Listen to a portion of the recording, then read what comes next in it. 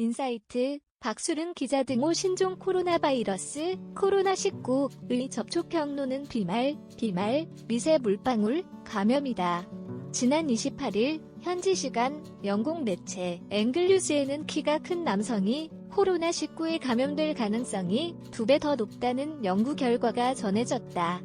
영국 옥스퍼드 대학교 연구진은 영국인과 미국인 등 2000여 명의 사례 연구를 통해 코로나19에 감염될 위험에 영향을 주는 개인 및 업무 관련 요인을 분석했다.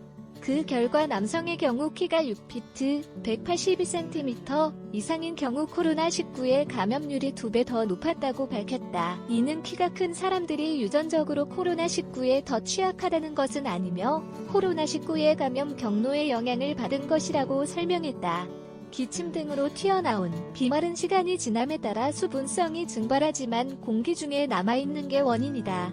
비말 크기는 5마이크로미터, 1마이크로미터 등 500만 분의 1m 이상으로 일반적으로 기침을 한 번 하면 약 3,000개의 비말이 전방 2m 내로 분사되고 떨어진다.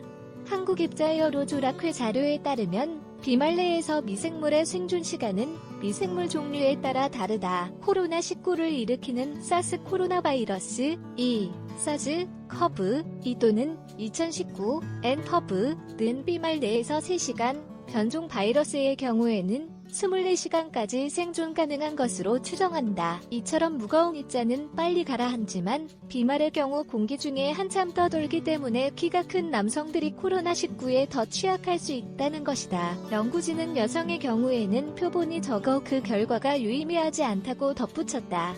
그러면서 연구진들은 그동안 의혹으로 제기되어 오던 코로나19의 공기 감염에 대해서도 언급했다.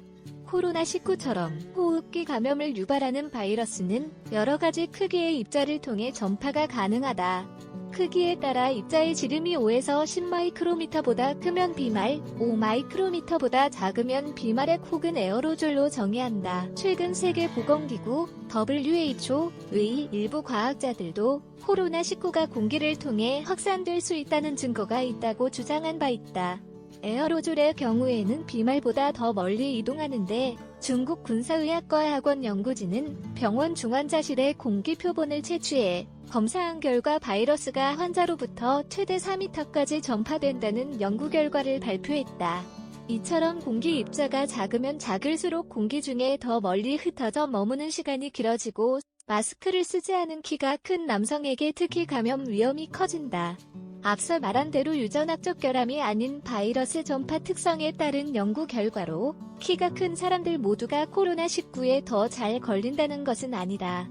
키가 얼마나 큰지 여부를 떠나 비말 혹은 공기를 통한 감염을 피하려면 감염자로부터 최소 2m 이상 떨어지는 사회적 거리 두기와 손 씻기, 마스크 착용이 최선의 방역 수칙임을 잊지 말아야겠다.